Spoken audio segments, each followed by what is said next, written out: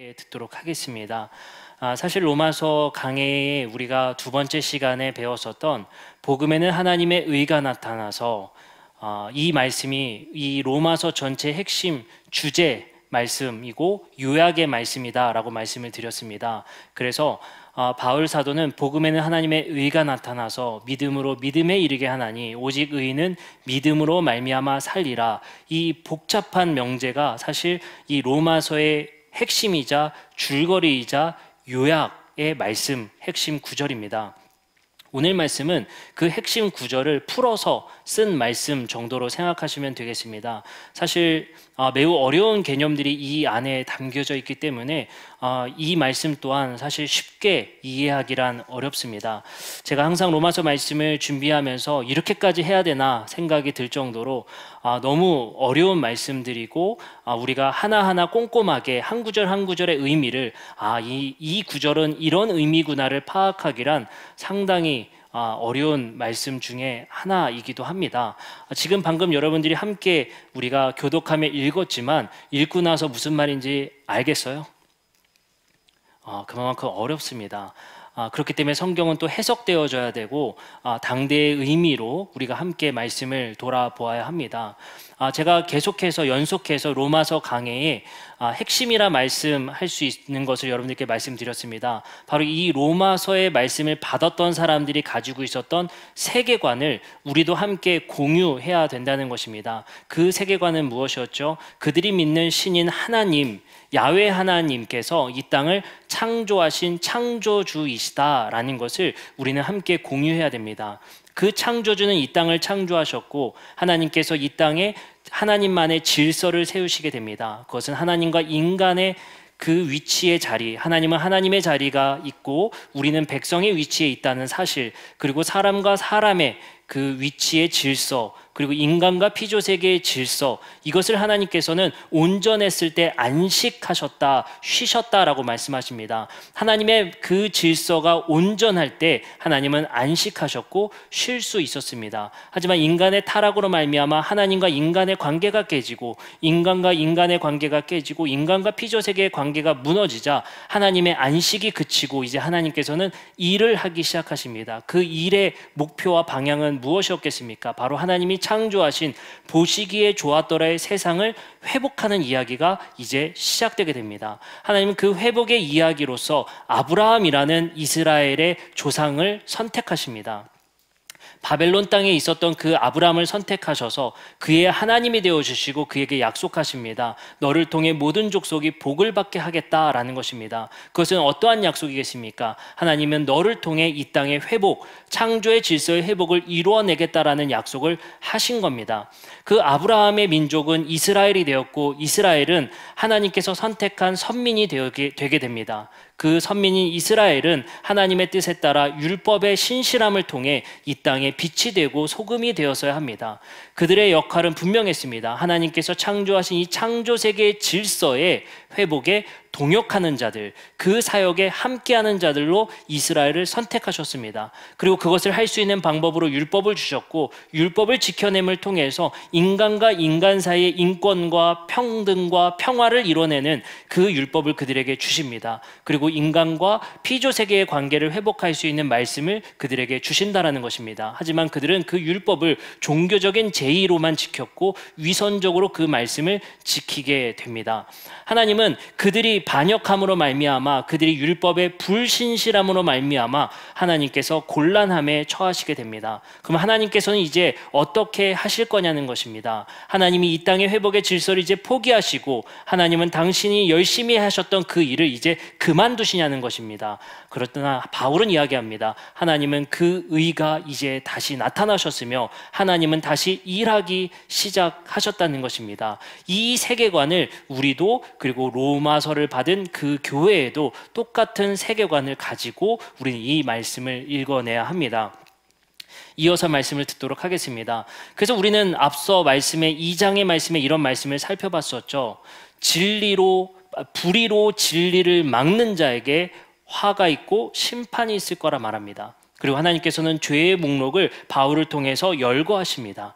근데 그 열거된 내용들을 봤더니 다 바꾸어 쓰는 것이라는 표현이 동등하게 등장한다라는 것입니다. 그것은 무엇이겠습니까? 불의로 진리를 막는다는 것은 하나님이 이 땅의 창조의 질서의 회복에 반대의 일을 하는 것, 또는 그것에 역행하는 삶을 사는 것이 불의로 하나님의 진리를 막는 일이라고 합니다. 그리고 그들에게는 심판이 있을 거라 하나님께서 말씀하십니다. 그 이야기를, 바울이 말하는 그 이야기를 유대인들도 같이 함께 그 편지를 읽으며 들었을 겁니다. 그러면서 말했겠죠. 그래, 니네는 빼도 박도 못하게 죄인이야. 너희는 선택받지 못했고 너희들에겐 율법도 주어지지 않았어. 너희는 바울이 말하는 대로 너희들은 죄인이야. 그런 줄 알아. 우리는 선민이고 우리는 하나님께 선택받은 민족이지만 너희들은 죄인이야 라고 확신했을 것입니다. 하지만 3장에 이르자 바울은 그 화살을 이제 유대인들에게 돌립니다. 그리고 유대인들에게 말을 하는 것이죠. 너희들은 그 율법에 위선적으로 너희들은 지켰다라는 것입니다. 2장 17절부터 22절의 말씀에 바울은 이렇게 말합니다. 유대인이라 불리는 내가 율법을 의지하며 하나님을 자랑하며 율법의 교훈을 받아 하나님의 뜻을 알고 지극히 선한 것을 분간하며 맹인의 길을 인도하는 자여 어둠에 있는 자의 빛이요 율법에 있는 지식과 진리의 모범을 가진 자로서 어리석은 자의 교사가 되어야 하며 어린아이의 선생이라고 너희들은 믿고 행했다라고 보는 것입니다. 그러나 너희들의 실상은 이렇다는 겁니다. 그러면 다른 사람을 가르치는 내가 내 자신은 가르치지 아니하느냐? 도둑질하지 말라 선포하는 내가 도둑질하느냐? 간음하지 말라 하는 내가 간음하느냐? 우상을 가증히 여기는 내가 신전의 물건을 도둑질하느냐라고 너희들의 율법이 얼마나 위선적이며 위선적으로 지키고 있음을 바울은 유대인들에게 경고하고 일침하게 됩니다. 그러자 유대인들은 반론합니다. 바울 당신이 모르는 게 있습니다. 우리가 그 당신이 말한 대로 율법을 그렇게 위선적으로 지켰다 할지라도 우리에겐 비장의 무기가 있어요 라고 하는 거예요. 그게 뭐죠? 할례를 했다는 겁니다. 우리는 아브라함에게 주신 그 백성됨의 증표인 할례, 즉 하나님 나라의 시민권과 같은 그 증표인 할례를 우리 몸에 새긴 자들입니다. 이것에 대해서 당신은 무엇이라 말하겠습니까? 당신이 말한 대로 우리가 설사 간음했고 도둑질을 저질렀고 위선적으로 율법을 어겼다 칩시다. 그러나 우리는 할례라는 징표를 받은 자들입니다 라고 유대인들은 말하는 것입니다. 그러자 바울은 그들에게 이렇게 말합니다. 로마서 2장 25절입니다. 내가 율법을 행하면 할례가 유익하지만 만일 율법을 범하면 내 할례는 무할례가 되느니라. 그 말은 무엇이겠습니까? 도덕적인 그 율법을 지키지 않은 채로 할례를 했다고 해서 하나님의 백성의 증표가 될 수 없다는 것입니다. 하나님의 백성의 증표는 몸에 새기는 것 말고도 너희들이 삶 속에서 하나님의 법을 온전히 지켰어야 된다라고 바울은 말하는 것입니다. 그러자 유대인들은 다시 바울에게 묻습니다. 그렇다면 우리의 할례의 유익은 도대체 무엇이며 우리의 나음은 무엇이냐라고 말합니다. 그러자 바울은 이렇게 말합니다. 모든 면에서 많이 있습니다. 첫째는 너희들이 하나님의 말씀을 맡았다는 그 장점은 여러분들에게 있을 수 있습니다 라고 말합니다. 그래, 그러면 말을 합니다. 바울은 당신 말대로 우리가 하나님의 사명을 다하지 못한 민족이라고 칩시다. 그러면 하나님도 실패한 것 아닙니까? 라고 반론하게 됩니다. 그 말은 무엇이겠습니까? 그래, 당신 말대로 우리가 할례의 징표를 받은 자들로서 율법을 어겨서 하나님께서 우리에게 원했던 사명에 실패했다고 칩시다. 그러면 하나님은 뭐가 됩니까? 하나님의 명예는 뭐가 되며 하나님께서는 당신의 약속에 신실하시며 어긴 적이 없다고 말씀하신 하나님도 거짓되는 거 아닙니까? 라고 말을 합니다. 그래서 바울은 이야기하는 것이죠. 로마서 3장 3절입니다. 그런데 그들 가운데서 얼마가 신실하지 못했다고 해서 무슨 일이라도 일어납니까? 그들이 신실하지 못했다고 해서 하나님의 신실함이 없어지겠습니까? 라고 다시 말을 합니다. 너희들이 그렇다고 해서 하나님의 열심과 하나님의 신실함이 없어지지 않는다라고 바울은 재반론하게 됩니다. 그런데 유대인들은 다시 또 재반론하게 되는 것이죠. 유대인들은 말합니다. 이제 악에 바쳤나 봅니다. 이렇게 바울에게 말합니다. 그러면 좋습니다. 당신이 말한 대로 우리가 하나님의 사명에 실패해서 하나님의 신실함이 더 극대화됐다고 생각합시다. 그러면 우리는 더 악해지겠습니다. 그러면 하나님은 더 열심히 하실 거고 하나님은 더 신실하게 영광 받으실 자가 되지 않겠습니까? 라고 비꼬기 시작합니다. 그러자 바울은 이렇게 말합니다. 로마서 3장 5절의 세 번역입니다. 그런데 우리의 불의가 하나님의 의를 드러나게 한다면 무엇이라고 말하겠습니까? 우리에게 진노를 내리시는 하나님이 불의하시다는 말입니까? 그리고 이렇게 말합니다. 더욱이 좋은 일이 생기게 하기 위하여 악한 일을 하자라고 말할 수 있겠습니까? 사실 어떤 사람들은 우리가 그런 말을 한다고 비방합니다. 그런 사람들은 반드시 심판받아야 마땅합니다 라는 것입니다. 이 말은 무엇이겠습니까?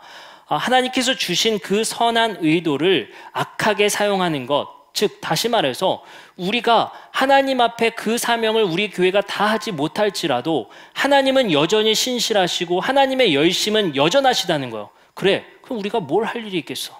우리 교회 앞으로 선교하지 마, 아무것도 하지 마. 하나님 우리의 죄를 다 용서하신다 했지. 뭐 하면? 회개하면. 예수님께서 우리의 죄를 위해서 모든 거 다 사하셨다고 했지. 그래, 그럼 우리 이제 죄에 대해서 무서워할 게 뭐가 있어? 라고 하나님께서 선한 방법을 주신 것을 악하게 위선적으로 이용하는 것에 대해서 하나님께서는 반드시 심판하실 거다라고 말씀하십니다. 그리고 이제 드디어 바울이 결론을 내립니다. 로마서 3장 9절입니다. 그러면 무엇을 말해야 하겠습니까? 우리 유대 사람이 이방 사람보다 낫습니까? 전혀 그렇지 않습니다. 유대 사람이나 그리스 사람이나 다 같이 죄 아래 있음을 우리가 이미 지적하였습니다 라는 겁니다. 바울의 결론은 무엇입니까? 너희들이 먼저 봤었던 이방인들, 그들은 죄인이라 너희가 불렀고 그들을 정죄했지. 그러나 너희들의 실상을 봐봐. 너희들도 하나님의 사명을 실패했고 그저 할례 받은 것을 자랑하며 이방인을 모욕되는 그 일만 하지 않았느냐. 근데 내가 말한 이야기들을 잘 살펴보라 라고 말을 하며 이렇게 결론 내립니다. 너희나 이방인이나 모두 죄 아래 있다 라고 말하는 것입니다. 그 말은 무엇이겠습니까? 너희들이 하나님의 지배 아래 있는 것이 아니라 죄의 지배 아래 사로잡혀 살고 있다는 것입니다. 이제 우리는 여기서 바울의 마지막 결론부를 향하게 되게 됩니다. 그것은 무엇이겠습니까? 그래, 그러면 이방인도 죄의 지배 아래에 있고 우리도 당신이 말한 것처럼 죄의 지배 아래에 있다면 이제 어떻게 해야 됩니까? 이제 어떻게 하나님의 신실함을 이룰 수 있겠습니까? 라고 모든 사람들이 이제 바울의 입에 주목하게 됩니다. 그래, 다 틀렸다며? 유대인도 잘못됐다며? 할례가 아니라 마음의 할례를 해야 된다며? 우리가 더 악을 저질러서 하나님의 신실함이 높아지는 그 일도 안 된다며? 이방인 그들도 하나님의 질서를 왜곡하며 불의로 진리를 막는 자들이라며? 그러면 이제 하나님은 틀린 것 아니야? 하나님이 할 수 있는 새로운 방식은 무엇이야? 라고 바울의 입에 주목하게 됩니다. 그리고 바울이 이렇게 말하는 겁니다. 이제는 율법 외에 하나님의 한 의가 나타났으니 율법과 선지자들에게 증거를 받은 것이라. 곧 예수 그리스도를 믿음으로 말미암아 모든 믿는 자에게 미치는 하나님의 의니 차별이 없느니라 라고 말합니다. 우선 이 말씀의 마지막 하반절 한 단어를 봤으면 좋겠습니다. 차별이 없는 방식을 주어졌다는 거예요. 이게 매우 중요한 로마서 읽기의 핵심 표현입니다. 차별 없는 방식으로 새로운 방식을 하나님께서 주셨다는 거예요. 다시 한번 설명드릴게요. 하나님께서는 이스라엘 백성을 통해서 이 땅의 회복에 사역을 맡겨주셨죠. 그러나 이스라엘이 실패했고 이방인은 말할 것도 없이 죄인들이었습니다. 그러면 이제 죄인에게도 기대치가 없고 유대인들에게도 기대치가 없다면 하나님이 최초에 약속했던 이 창조 세계 회복을 어떻게 하실 거냐는 거예요. 이제 실패한 것 아니냐는 거예요. 근데 바울은 얘기하는 거예요.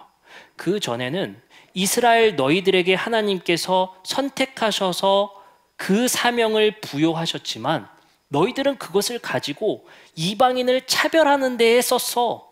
그 사명을 다하고 하나님을 동역하는 그 선한 일에 쓰지 않고 너희들은 그것을 가지고 위선적으로 이방인들을 차별하며 그들에게 죄인이라 여기는 것으로 너희들은 율법을 사용했어.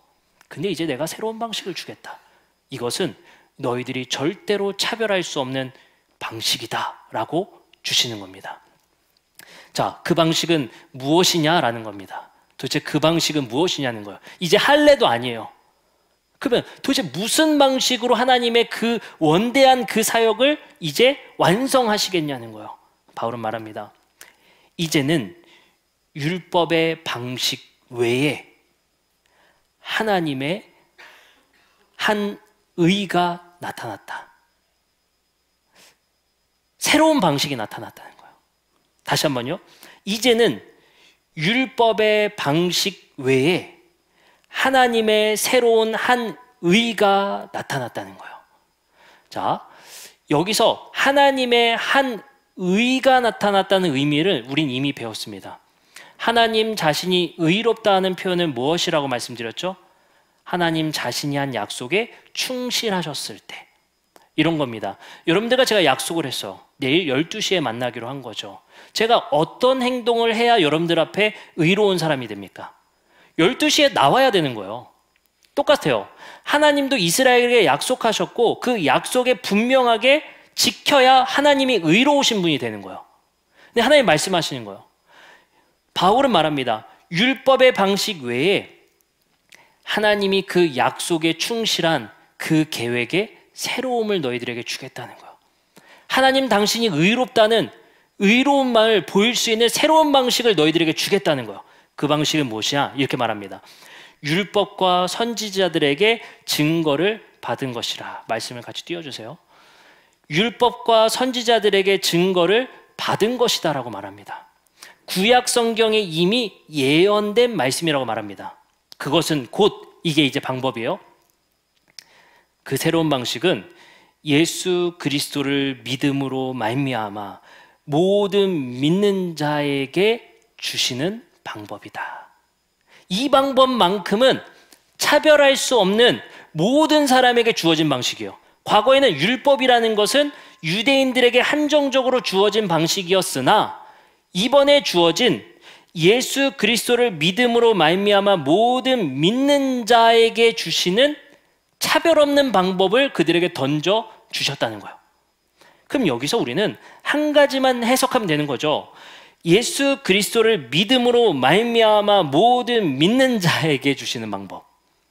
이게 도대체 무슨 말이냐는 거예요. 이것을 설명하기 위해 제가 부단히 애를 썼습니다. 이번 주에 제가 감기를 걸려서 금요일까지 많이 좀 몸이 안 좋았어요. 그래서 이거 아픈 상황의 컨디션에서는 도저히 설명할 수 없겠는데 싶어서 제가 비타민 링거 주사를 한 대 맞았더니 지금 약 기운인지 제가 컨디션이 좋은 건지 지금 분간이 되진 않습니다. 하지만 최대한의 컨디션에서 이 말씀을 전해보도록 하겠어요. 굉장히 중요하겠죠. 새로운 방식을 주셨다니. 예수 그리스도를 믿음으로 말미암는 모든 믿는 자에게 주시는 방식이다. 여기서 우리는 먼저 한 가지 의문점을 생각해 봐야 할 것입니다. 여러분들 보세요. 자, 그래. 이제 우리에게 주신 방식은 할례도 아니고 율법의 방식도 아니야. 이제 하나님이 주신 당신의 열심을 이루기 위한 새로운 방식을 주셨는데 그것은 여러분들 결론부터 말씀드릴게요. 믿음이야 라고 주신 거예요. 믿음이야. 근데 여기까지는 아주 쉬워요. 근데 우리에게 자꾸 의문이 들게 하는 한 문장이 있다는 거예요. 이렇게 말합니다. 예수 그리스도를 믿음으로 말미암아 모든 믿는 자에게 미치는 방식이래요. 근데 아무리 생각해도 이상해요. 그래, 하나님께서 주신 새로운 방식이 믿음으로라면 예수 그리스도를 믿음으로 주시는 방법이야 라고 주시면 될 텐데 예수 그리스도를 믿음으로 말미암아 또 그것을 믿는 자에게 주신다는 거예요. 그러면 우리 이렇게 한 가지 첫 번째 가설, 바울은 믿음이 너무 중요하니까 이게 율법이 아니고 할례가 아니라 믿음이라는 새로운 방식을 주셨는데 이 믿음이라는 방식이 너무 중요하니까 두 번 반복해서 강조한 거야 라고 지금까지는 생각했었어요. 그러나 많은 학자들이 이 말씀의 문법적인 오류를 발견하고 이 말씀에 대해서 연구한 결론들이 지금 이제 우리 교회까지 미치는 해석들이 이제 등장하게 됩니다. 그것은 무엇이냐면요, 예수 그리스도를 믿음으로 말미암아에 예수 그리스도를 믿는다라는 표현이 두 가지로 해석될 수 있습니다. 첫 번째는 우리가 먼저 읽는 방식대로 믿음을 목적격으로 읽는 겁니다. 예수 그리스도를 믿음으로 번역할 수도 있습니다. 두 번째는 이것이 주격으로도 번역이 가능합니다. 그렇게 번역하면 이렇게 됩니다. 예수 그리스도의 믿음으로가 됩니다. 그러면 학자들이 대부분 동의하는 것은 문법적으로 매끄러운 것은 예수 그리스도 당신의 믿음으로 말미암는 일을 우리가 믿었을 때라고 번역해야 매끄러운 번역이 되게 됩니다. 다시 한번 설명드릴게요.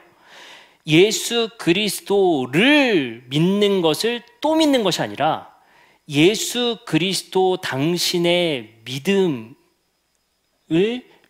우리가 믿는 것, 그것을 신뢰하는 것이 되게 됩니다. 그러면 여기서 우리는 한 가지 중요한 사실을 알게 됩니다. 뭐냐면 예수 그리스도 당신의 믿음이 뭐였냐는 거예요. 예수 그리스도 당신의 신실함이 무엇이었냐는 것입니다. 그게 바로 하나님이 주신 새로운 방법인 겁니다.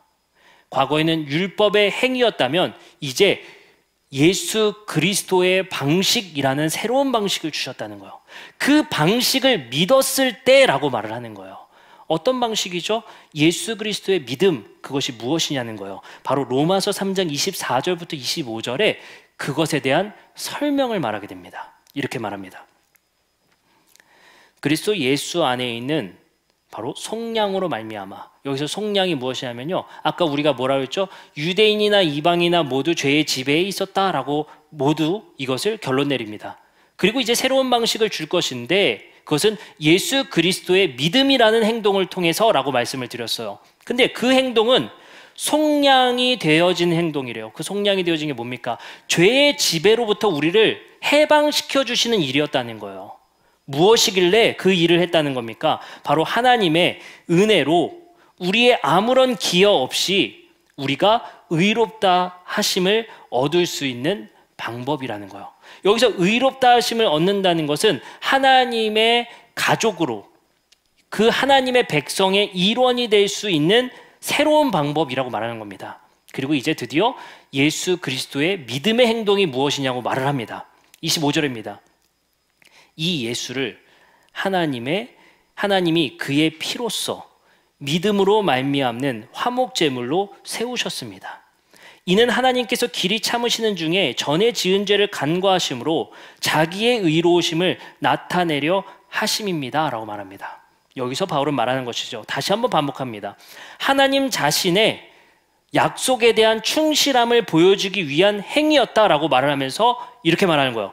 예수를 하나님이 그의 피로써 믿음으로 말미암는 화목제물로 세우셨다라고 말하는 거예요.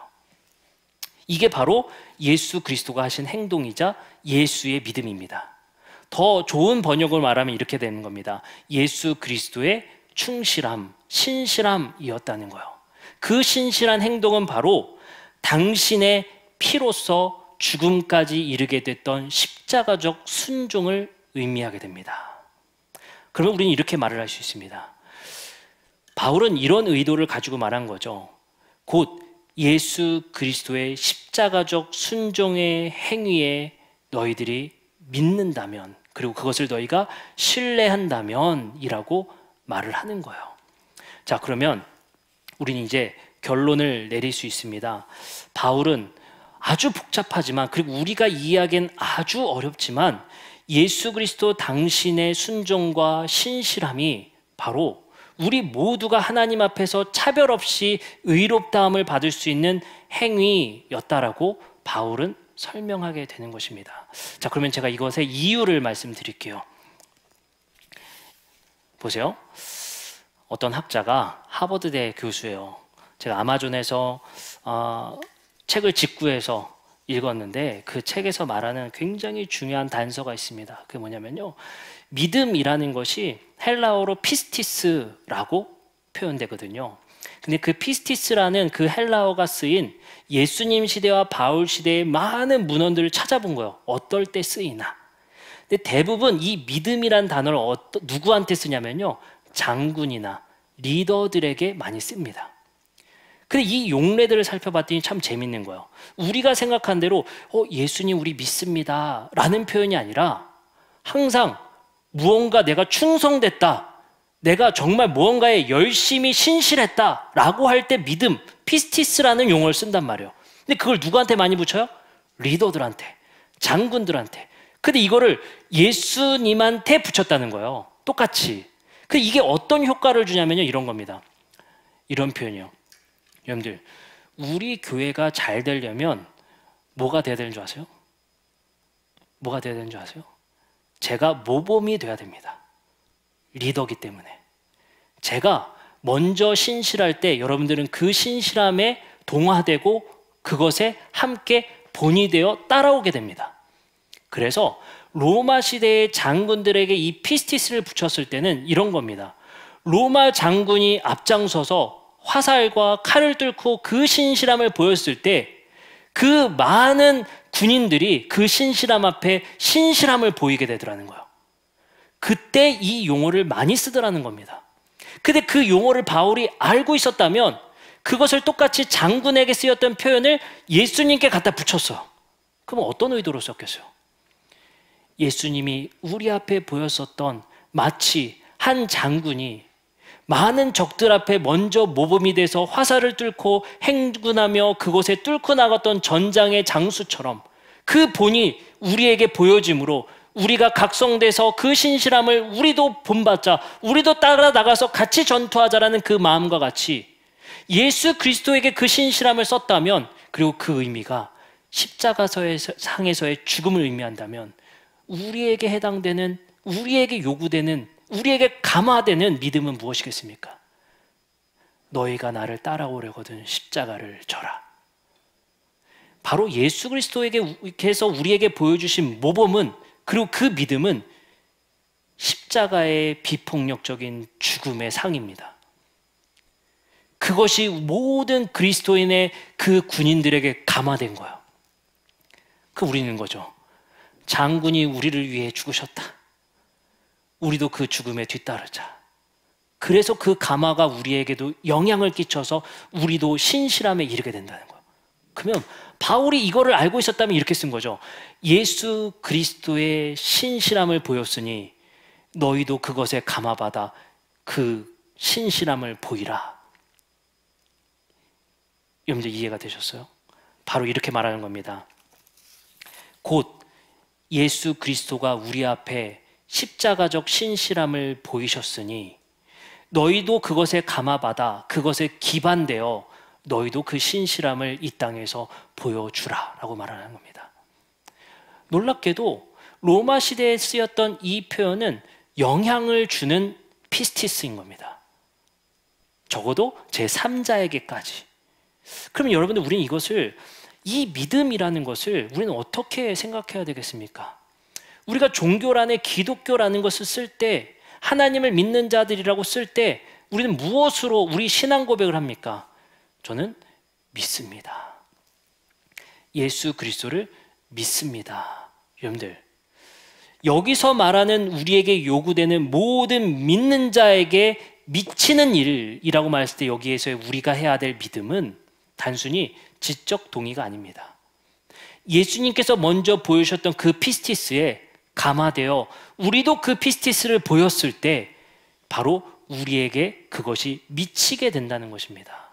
여러분들, 이 말씀을 우리가 이해해 본다면 우리는 어떤 생각을 가져볼 수 있겠습니까? 우선 바울은 이 말씀을 통해서 예수 그리스도의 이 피스티스의 순종의 십자가적 죽음을 통해 이루어 주신 이 방법은 이방인이나 유대인이나 모두에게 차별 없이 주신 방법이라고 말씀하십니다. 그리고 이제 유대인, 이방인 모두에게 선택권은 열려 있어. 우리 남현동 땅에 사는 우리에게도 선택권은 열려 있습니다. 그래, 이제 우리에게 남아 있습니다. 너희는 예수 그리스도의 삶과 그 예수 그리스도의 삶의 정신의 정점인, 그리고 하나님의 의로움의 표현의 정점인 그 십자가적 죽음을 우리는 저주로 받아들이겠습니까? 아니면 허구로 받아들이겠습니까? 아니면 우리의 삶의 지표로 받아들이겠습니까? 라고 그의 삶의 그 십자가적 피 흘림의 모델이 우리에게 어떤 감화를 주셨냐는 거예요. 이제 우리에게 무엇을 보이라? 피스티스를 보이라. 우리에게 그 믿음을 보이라 라고 바울은 말을 하는 것입니다. 그리고 이제 바울은 말하는 것이죠. 우리에게는 몸에 새긴 징표인 할례가 하나님의 백성의 일원됨의 징표가 아니라 우리의 징표는 예수 그리스도께서 우리에게 본이 되셔서 먼저 보이신 그 순종의 피스티스를 너희도 가지고 있느냐? 이 삶이 우리에게 있는 것이 바로 너희들이 하나님의 백성됨의 증표다. 그 일원됨의 증표다라고 우리에게 말씀하시는 거예요. 이 증표는 유대인이나 이방인에게나 모두에게 차별 없이 주신 방법입니다. 이제 선택만이 남았습니다. 하나님께서는 우리에게 예수 그리스도를 내어주셨고 그의 십자가적 죽음이 우리에게 어떤 영향에 미쳤습니까? 그래서 이게 굉장히 중요한 것 같아요. 예수 그리스도의 그 십자가 죽음의 그 파급이, 그 신실한 그 행동이 우리의 삶을 송두리째 바꿔놓는, 그 장군을 따라 나설 수밖에 없는 12제자가 흩어졌다가 그 십자가적 순종의 모델에 다 따라 나설 수밖에 없었던 그 파급 효과가 우리에게도 미쳐서 우리도 당신을 따라 나서겠습니다 라고 외치는 그 신실함이 우리에게 일어나냐라고 우리에게 질문한다라는 거예요. 여러분들, 그 삶이 우리에게 있습니까? 라고 묻는 것입니다. 로마서 5장 19절에는 이렇게 말합니다. 한 사람이 순종하지 아니함으로 많은 사람이 죄인 된 것 같이 이제 한 사람이 순종하심으로 많은 사람이 의인 될 수 있게 되었다. 우리에게 이제 가능성을 열어주셨어요. 바로 십자가적 순종의 예수 그리스도의 죽음이. 이제 우리는 그 예수 그리스도의 피스티스에 어떻게 반응하시겠냐라고 우리에게 묻는 것입니다. 이제 우리가 하나님의 백성이 될 수 있는 그 백성됨의 자격의 증표는 분명해졌습니다. 신앙의 고백이 아닙니다. 우리의 삶에 예수 그리스도의 그 십자가적 삶이 우리 안에 있느냐라고 되묻고 있는 것입니다. 여러분들, 예수 그리스도의 십자가의 삶이 무엇이겠습니까? 예수 그리스도께서 이 땅에 살아가시다가 당신의 끝까지 순종의 그 정점을 보이셨던 십자가적 희생이 무엇을 의미하겠습니까? 여러분들, 이 땅에서 우리에게 그 십자가적 신실함을 우리에게도 하라고 요구하는 그 신실함은 무엇이겠습니까? 우리는 이렇게 생각해 볼 수 있을 것 같습니다. 주님의 십자가적 그 삶의 표본이 우리의 표본이 되고 십자가적 그 순종의 기반에 똑같은 순종을 보이고자 애쓰는 그 삶, 그것이 바로 우리가 하나님 백성의 일원됨의 증표라고 한다면 우리는 끝까지 이 땅에서 희생의 삶을 살아야 할 것입니다. 하나님께서는 예수 그리스도를 통해 그 역설적인 십자가라는 방식을 통해 이 땅에 하나님의 평화를 가져오셨습니다. 하나님은 이 땅의 평화를 원하시고 이 땅의 창조 질서의 회복을 원하십니다. 근데 그 방법은 아이러니하게도 십자가적 희생이었습니다.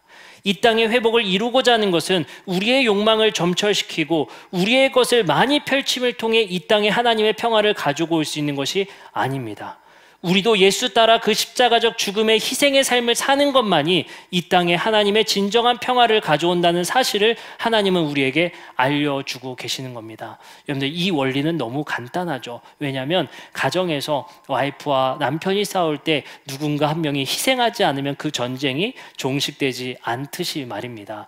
누군가 한 명은 죽어야 그 전쟁이 종식되는 그 방법과 마찬가지인 것 같습니다. 누군가에게는 그것이 저주이며 불행이겠지만 하나님은 그 방식을 사용하셔서 우리에게 삶의 표본을 주셨습니다. 그 십자가적 삶의 정신이 우리에게 있을 때에, 그리고 예수님께서 그 십자가의 길을 가기 위해 그 길에서 마주했던 그 삶들, 그 길에서 마주했던 많은 사람들의 그 소통과 나눔과 그들을 긍휼히 여김과 그들을 이끌어 해방시키는 그 사역들의 삶의 정점에 십자가가 있다는 것, 그럼 우리는 어떻게 살아야 되겠습니까? 예수의 길 위에 올라서야 합니다. 그래서 우리 교회는 길 위에 있어야 하며 길 위에서 사람을 만나야 하며 그곳의 정점에 우리의 교회의 십자가짐이 있어야 된다는 사실을 우리에게 알게 하십니다. 여러분들, 저도 참 고민이 많습니다. 이제 21세기 한국교회에서 목회를 도대체 어떻게 해야 될지 참 하나님께서 큰 고민을 주시는 것 같습니다. 제가 이제 청년들을 많이 만나고 사역하는 일에 있어서 이제 신앙이 없는, 그러니까 이제 종교가 없는 그 많은 청년들을 만나는 사역을 중심으로 많이 이제 전환했습니다. 전에는 이제 교회를 많이 가는 사역을 했다면 이제 믿지 않는 청년들 그 모임에 뭐 5명이라도 모이면 제가 가서 함께 우리가 믿고 있는 것들을 함께 나누고 전하는 일을 하고자 노력을 많이 합니다. 근데 그들이 하는 이야기들이 참 낯설기도 하고 저에게는 때로는 공포감을 주기도 합니다. 제가 얼마 전에도 잠꼬대를 했던 것 같아요. 질문 좀 그만하라고. 끝없이 몰려오는 그 질문과 의문들 앞에서 저도 공포감을 가질 때가 참 많이 있습니다. 우리만 아는 이 방식을 그들에게도 전하는 것은 매우 어렵습니다. 너 이제 지옥 갈 수도 있다. 그러니 예수 믿어. 이 방식이 과연 그들에게 통용되는 방식일까요? 예수님도 그런 믿음을 우리에게 원했을까요? 천국 가기 원하는 그 티켓을 소유하기 위해서 당장 죽을지 모르는 그 사람들에게 믿음만 소유한다면 당신도 구원받을 수 있습니다 라고 말하는 방식이 지금 젊은 세대들에게 통용될 수 있는 방식이라고 생각하십니까? 그들에게 있어서 복음, 그리고 우리가 생각하는 그 복음, 십자가적 정신을 소유한 그 정체성, 우리는 그 정체성을 소유해야 합니다. 그 말이 무엇이겠습니까? 예수님은 말씀하시는 겁니다. 내가 십자가에서 보인 그 순종을 너희가 보일 때에, 그것에 너희가 충실한 삶을 살 때에 이 땅이 회복되어질 것이다. 우리에게 분명한 방법을 주셨습니다. 제가 그 모임 가운데 한 청년이 저에게 질문을 했어요. 질문했는데 제가 도저히 답변을 할 수가 없어서 이메일로 보내라고 했습니다. 제가 이메일을 받아서 그 질문한 내용을 여러분들께 읽어드릴게요. 여러분들 뭐라고 답변하실지 한번 이야기해 보세요. 이렇게 질문했습니다. 이번 코로나로 660만 명이 죽었습니다. 신은 인간의 기도를 듣지 않거나 아니면 상관을 안 하거나 존재하지 않거나 셋 중 하나일 것 같은데 저는 어떤 이유로도 믿음을 가질 필요가 없다고 생각합니다. 만약 이 또한 신의 뜻이라고 당신이 말한다면 그 신은 재앙의 신일 겁니다. 인간과 세상은 매일 진화하고 있는데 창조주라는 개념은 필요 없습니다. 스트레스 너무 받아요. 이걸 질문이라고 저한테 하는 겁니까? 스트레스 너무 받아요. 근데 이게 20대가 가지고 있는 세계관이고 지금의 고통의 시대를 살아가는 20대들의 어떻게 보면 자신들이 저주받았다라고 비관적인 그 부정적인 인식을 가지고 세계관을 가지고 있는 청년들이 가지고 있는 신관이에요. 내가 이런 고통 속에 빠져 있는데 당신들이 말하는 그 신이 있다면 어떻게 이렇게 놔둘 수 있냐는 거야. 그들이 경험하는 지금의 삶 속에서 도저히 그 신을, 그리고 더 나아질 것 없어 보이는 자신의 삶 속에서 그 신을 믿는다고 달라질 게 하나도 없어 보인다는 거야. 답변을 아직 못 보냈어요. 계속 고민 중입니다. 뭐라고 보내야 할지. 여러분들 뭐라고 답변하시겠습니까? 뭐라고 우리는 말할 수 있겠습니까? 그들이 생각하는 신과는 부재하고 있다는 거예요. 그 신이 있다면, 당신이 말하는 그 신이 있다면 어떻게 이렇게 내버려둘 수 있겠습니까?